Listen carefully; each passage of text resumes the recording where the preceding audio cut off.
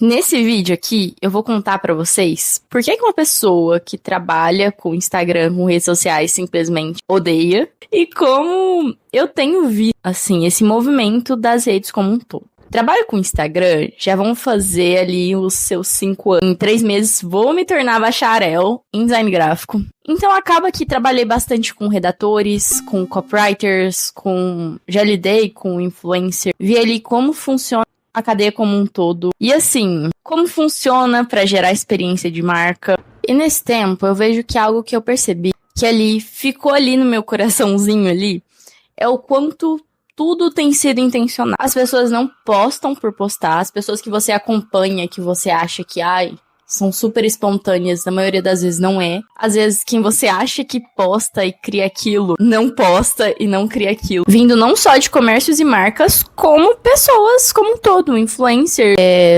que criam um cronograma de conteúdo. E como funciona esse mercado? Basicamente, a maioria das pessoas grandes que eu conheço, elas têm um social media estrategista por trás, ou um social media estrategista e às vezes um designer por trás. E o social media, ele basicamente vai ali criar todo o cronograma de conteúdo, estratégias de postagem, o que funciona mais, o que vai dar mais ibope, quais temas a pessoa pode falar. Em alguns casos também edita vídeos, não são todos, mas em alguns casos também editam vídeos. E como funciona? As pautas, elas são pensadas justamente na performance.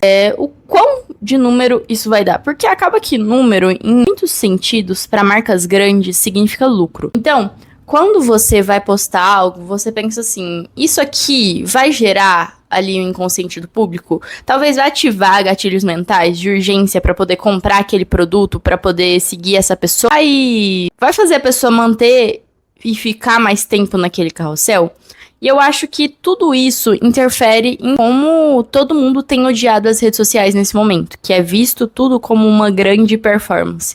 Porque em muitos casos é. E assim, às vezes, pequenos empreendedores, eles se comparam com empresas muito grandes. Já lidei com empresas de ambos portes. E assim, não dá pra uma pessoa que trabalha, sei lá, com designer ou com social media só querer a estrutura de empresas extremamente grandes, porque a estrutura de viralização e de criação de conteúdo deles é muito mais frenética e tem muito mais pessoas pesquisando aquelas informações e apurando coisas e pensando em estratégias do que uma cabeça pensante só. Então acaba que empresas grandes, elas acabam sim performando mais. Mas o ponto é que tenho visto pessoas comuns, assim, saturadas da internet. E eu acho que vem muito disso, assim, do quanto as empresas, pessoas, influencers, tudo ali tem uma cadeia de pessoas por trás. E quem não é da área não tem ideia de como funciona tudo isso e de quão grande é isso. Quantas pessoas da área de publicidade, de design gráfico, tem ali naquela produção interna daquela marca, daquela pessoa que você gosta muito. E nessas que vem a comparação batendo muito forte. Então você se compara com aquela influencer. Como eu ali, uma influencer sozinha, consigo postar uma coisa e eu não consigo postar um vídeo. E a influencer fulana parece ter uma vida e vai pro Pilates e joga boxe e parece conseguir postar tudo e pensar em todos os conteúdos possíveis e responder comentários. Muitas vezes ela não faz isso. Ali, aquela pessoa provavelmente tem uma equipe ali por trás, que vai ser a social media pensando em tudo e programando os posts, a designer que vai ali criar aqueles carrosséis performáticos lindos que você vê de colagens ou super coloridos ou super interessantes. E vai ter a copywriter que escreve as ideias e que pensa nos textos e entrega pra designer. E assim, ou uma agência muito grande por trás, porque, né, um mercado repleto de agências e agências grandes, pequenas, inclusive até as pessoas que trabalham na área, elas ficam meio doidinhas, porque basicamente é muito pouco tempo pra pensar em tudo, pensar em ideia, mastigar conteúdo, criar postagem de carrossel, criar ali aquele design, a identidade de marca, porque o mundo tem estado muito frenético e eu tô sentindo isso na produção de conteúdo também. Então até pra gente que é da área, é um ritmo tão louco, assim, pra acompanhar as tendências, do quão rápido as tendências nascem e morrem, que assim, se pra gente é complicado e tem toda uma cadeia por trás dali das pessoas, não dá pra querer se comparar com essas pessoas. Então a forma que eu passei a lidar com redes sociais depois de um tempo, trabalhando assim com isso, com criação e tudo mais, percebo que não dá pra sabe? Não dá pra querer tá no lugar daquelas pessoas. Então é muito importante ter isso em mente na hora de se comparar. E eu vejo que isso diminuiu muito a minha comparação com redes. Por quê? Enxergo tudo como um grande jogo e uma grande performance. Felizmente, eu perdi bastante do meu olhar de autenticidade que eu tinha com o Instagram. Com as redes no geral ali. Instagram principalmente porque é onde mais tem, né? Essa questão de resultados, de likes, de comentários. O TikTok eu já vejo mais conteúdos mais orgânicos mesmo. Mas que, assim, não dá pra te garantir que não tem social medias por trás. Porque em alguns casos tem. E tem sim, sabe? Então, essa busca por interessante me faz olhar para pessoas que eu poderia estar me comparando e eu penso, mas como é que será que tá sendo essa cadeia de criação de conteúdo? Será que essa ideia é o mesmo dessa pessoa?